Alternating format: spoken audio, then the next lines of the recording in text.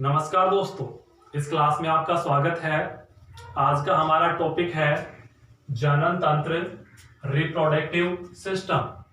देखिए, यह topic 10th class के अलावा और जितने भी कंपटीशन के एग्जाम हैं जिनमें जनरल साइंस आती है उसकी दृष्टि से भी ये महत्वपूर्ण है।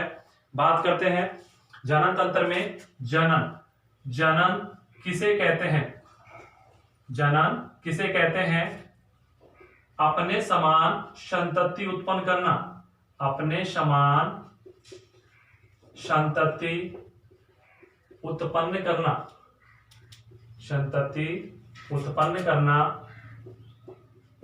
जनन कहलाता है। यानी जितने भी जीव हैं वो अपने समान संतति उत्पन्न करते हैं, जिसे जनन कहते हैं। जो जनन की प्रक्रिया है यह जीने के लिए आवश्यक नहीं है। जिस प्रकार श्वसन, पाचन, उत्सर्जन इस प्रकार की क्रियाएं जो जीने के लिए आवश्यक हैं, वैसे जनन जीने के लिए आवश्यक नहीं है। तो फिर जनन क्यों आवश्यक है? जनन अपनी जाति के अस्तित्व को बनाए रखने के लिए, अपनी जाति के अस्तित्व को बनाए रखने के लिए, अस्तित्व को बनाए रखने के लिए, बनाए रखने के लिए आवश्यक है। जो जनन है यह जीवन जीने के लिए आवश्यक नहीं है, बल्कि अपनी जो जाति का अस्तित्व है उसको बनाए रखने के लिए आवश्यक होता है। अब जो जनन होता है मुख्य रूप से दो प्रकार का होता है, 2 टाइप्स। एक होता है आपका लैंगिक जनन, लैंगिक जनन, और एक होता है अलैंगिक जनन, अलैंगिक जनन। लैंगिक जनन किसे कहते हैं? वह जनन जिसमें नई संतति की उत्पत्ति दो जीवों की भागीदारी से होती है, वह कहलाता है लैंगिक जनन। यानी जो नई संतति है, नई संतति की उत्पत्ति, नई संतति की उत्पत्ति दो जीवों की भागीदारी से होती है, दो जीवों की भागीदारी से होती है, भागीदारी से होती है। यानी कि जो लैंगिक जनन है उसमें जो नई संतति बनेगी उसके लिए दो जीवों की भागीदारी आवश्यक होती है, जिसमें एक होता है नर, एक होती है मादा। जो मानव है, मानव में लैंगिक जनन पाया जाता है। मानव में एक नर होता है, एक मादा होती है। जो नर युग्मक हैं वो कहलाते हैं शुक्राणु, और जो मादा युग्मक है वो कहलाते हैं अंडाणु। तो लैंगिक जनन में नर के शुक्राणु मिलेंगे, मादा के अंडाणु मिलेंगे, जिससे निषेचन की क्रिया संपन्न होगी, तथा यहाँ पर जो युग्मनज है या जिसे हम जाइगोट भी कहते हैं, जाइगोट या युग्मनज है, उसका निर्माण होता है। तो लैंगिक जनन में नई संतति की उत्पत्ति के लिए दो जीवों की भागीदारी आवश्यक होती है। इसमें एक नर होता है, एक मादा। उसके बाद हम देखते हैं अलैंगिक जनन।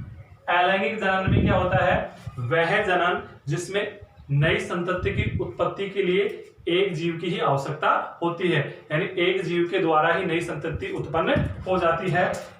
इस प्रकार का जो जनन है, जो एकशेरुकीय जो जीव हैं जैसे अमीबा, पैरामीशियम, युगलिना, इस प्रकार के जीवों में अलैंगिक जनन पाया जाता है, और मानव में पाया जाता है लैंगिक जनन। तो मानव में जो लैंगिक जनन है वो एक जनन तंत्र मिलेगा नर में, एक मिलेगा मादा में। तो आज हम चर्चा करेंगे जो नर में पाया जाने वाला जो तंत्र है, नर जनन तंत्र।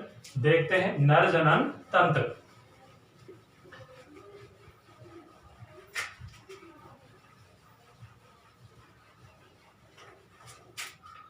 नर जनन तंत्र,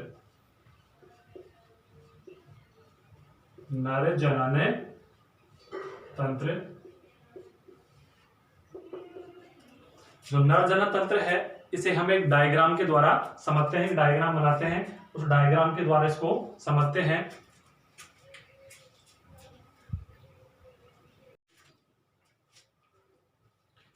नर जनन तंत्र को विस्तार से देखते हैं। नर जनन तंत्र होता क्या है, किसे कहते हैं?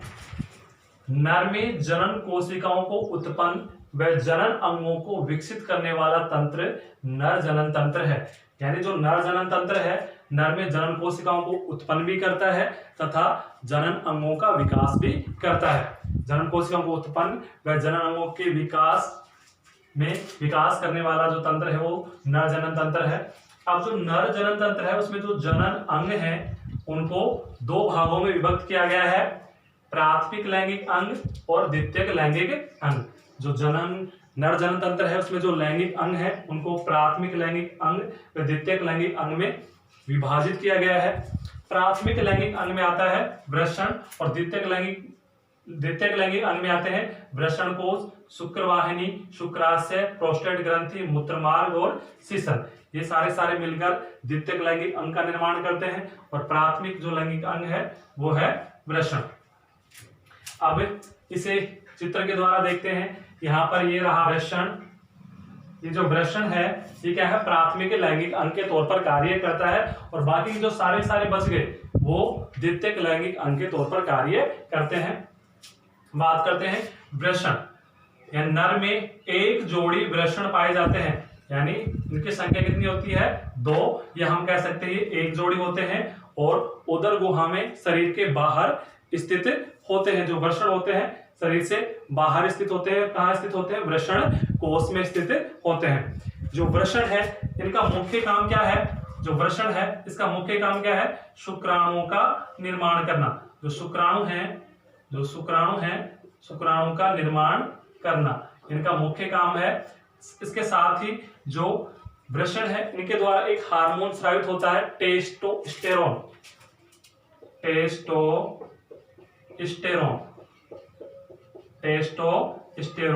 जो ये हार्मोन होता है नर में द्वितीयक लैंगिक लक्षणों के लिए जिम्मेदार होता है। नर में जो यौनारंभ के जो लक्षण आते हैं वो इसी हार्मोन के द्वारा प्रारंभ होते हैं, जैसे दाढ़ी मूंछों का निकलना, आवाज का भारी होना, त्वचा का कठोर होना। जो इस प्रकार के जो लक्षण है वो सारे के सारे टेस्टोस्टेरोन जो हार्मोन है इसके कारण होते हैं। तो वृषण के द्वारा शुक्राणुओं का निर्माण होता है, साथ ही एक हार्मोन का स्राव होता है जिसे हम टेस्टोस्टेरोन कहते हैं। इसी के द्वारा जो नर में लैंगिक लक्षण है वो इसी के द्वारा संपन्न होते हैं। अब जो ही नर में के जो वृषण है उसमें शुक्राणुओं का निर्माण होगा, उसके बाद में जो शुक्राणु है आगे कहाँ जाते हैं, शुक्र वाहिनी में आते हैं। यानी यहाँ पर वृषण है, ये वृषण, यहाँ पर शुक्राणुओं का निर्माण हो गया। अब यहाँ पर शुक्राणुओं का निर्माण हो गया, शुक्राणु यहाँ पर रहेंगे थोड़ी क्योंकि यहाँ पर शुक्राणुओं का निर्माण होता रहता है। तो आगे जो शुक्राणु है ये जो शुक्र वाहिनी नलिका है, ये जो नलिका है ये शुक्र वाहिनी जो नलिका है इसके द्वारा आगे बढ़ते हैं। अब जो शुक्र वाहिनी जो नलिका है यह है जो मूत्र नलिका है। शुक्र वाहिनी जो नलिका है, ये शुक्र वाहिनी है, ये जो मूत्र नलिका है, मूत्र नलिका के साथ मिलकर क्या बनाती है, एक संयुक्त नलिका का निर्माण करती है, एक संयुक्त नली बनाती है। जो शुक्र वाहिनी है ये मूत्र नलिका के साथ मिल जाती है तथा एक संयुक्त नलिका निर्माण करती है। देखिए यहाँ पर ये शुक्र वाहिनी है और ये जो मूत्र वाहिनी है इसके साथ मिलकर ये क्या बना रही है, एक संयुक्त नलिका निर्माण कर रही है। इस नली के द्वारा मूत्र और जो शुक्राणु है दोनों प्रवाहित होते हैं। यानी जो शुक्र वाहिनी है मूत्र नलिका के साथ मिलकर संयुक्त नलिका का निर्माण करेगी। इस नलिका से ही जो शुक्राणु और जो मूत्र है दोनों प्रवाहित होते हैं। उसके बाद में शुक्राणु आगे कहाँ पहुंच जाते हैं, शुक्राशय में। ये रहा आपका शुक्राशय। शुक्राशय क्या है, एक थैलीनुमा संरचना होती है जिसके अंदर जो शुक्राणु है वो एकत्रित होते रहते हैं। शुक्राशय एक थैलीनुमा संरचना होती है जिसके अंदर शुक्राणु एकत्रित होते रहते हैं और यहाँ से एक पदार्थ निकलता है, एक तरल पदार्थ निकलता है। वो तरल पदार्थ सीमन या जिसे हम कहते हैं वीर्य, सीमन या वीर्य के निर्माण में मदद करता है तथा शुक्राणुओं को ऊर्जा व गति प्रदान करता है। यानी कि जो शुक्राशय है यहाँ से एक दूधिया रंग का जो पदार्थ वो स्रावित होता है जो क्या क्या काम करेगा, शुक्राणु को ऊर्जा व गति प्रदान करेगा, साथ ही सीमन के निर्माण में भी सहायक होता है। उसके बाद में जो आगे ग्रंथि आती है प्रोस्टेट ग्रंथि। ये जो एक ग्रंथि है प्रोस्टेट ग्रंथि, यह अखरोट के आकार की एक ग्रंथि होती है। इस ग्रंथि से भी जो तरल पदार्थ है वो स्रावित होते हैं। जो प्रोस्टेट ग्रंथि है यह एक अखरोट के आकार की ग्रंथि है जिसमें क्या स्रावित होते हैं, एक तरल पदार्थ स्रावित होता है जो शुक्राणुओं को गति कराने में सहायक होता है। वापस से देखिए, सर्वप्रथम वृषण में शुक्राणुओं का निर्माण होता है। वृषण संख्या में कितने होते हैं, 2 होते हैं। और वृषण कहाँ स्थित होते हैं, वृषण कोश के अंदर। और वृषण कोश कहाँ स्थित होते हैं, शरीर के बाहर स्थित होते हैं। क्यों वृषण कोश शरीर के बाहर इसलिए स्थित होते हैं क्योंकि शुक्राणुओं के निर्माण के लिए कम तापमान की आवश्यकता होती है। शरीर का तापमान अधिक होता है और शुक्राणु का निर्माण कम तापमान में होता है, इसलिए जो वृषण कोश होते हैं वो शरीर से बाहर स्थित होते हैं। वृषण कोश में वृषण पाए जाते हैं जिसमें शुक्राणुओं का निर्माण होता है। उसके बाद में आपका आता है मूत्र मार्ग। ये मूत्र मार्ग यह भी क्या है, एक पेशीय नलिका है जो स्खलन वाहिनी से मिलकर संयुक्त नली बनाती है। यह भी क्या है, पेशीय नली है जो स्खलन वाहिनी से संयुक्त होकर एक नलिका बनाती है। इसी नलिका से जो पदार्थ हैं, मूत्र है, जो शुक्राणु है, सारे पदार्थ इसी मार्ग से बाहर त्याग दिए जाते हैं, बाहर प्रवाहित होते हैं। उसके बाद में आता है शिशन। शिशन भी क्या है, एक पेशीय संरचना होती है। जो शिशन है एक बेलनाकार पेशीय संरचना होती है। यह 2 प्रकार के कार्य करता है। जब यह सामान्य अवस्था में होता है तो मूत्र का उत्सर्जन करता है, तथा जब यह उत्तेजित अवस्था में होता है तो शुक्राणुओं का उत्सर्जन करता है। तथा जो शिशन मुंड होता है, शिशन है, इसका जो अग्र भाग है वो शिशन मुंड कहलाता है। इसका मुख्य कार्य क्या है, मूत्र का उत्सर्जन करना तथा उत्तेजित अवस्था में जो नर युग्मक शुक्राणु हैं उनको मादा जननांग तक पहुंचाने में सहायता करना। ये इसके प्रमुख कार्य हैं। इस प्रकार जो अपना जो नर जनन तंत्र है वो कंप्लीट होता है। आगे की कक्षा में जो मादा जनन तंत्र है उसके बारे में हम अध्ययन करेंगे। तब तक के लिए धन्यवाद। जय हिंद, जय भारत।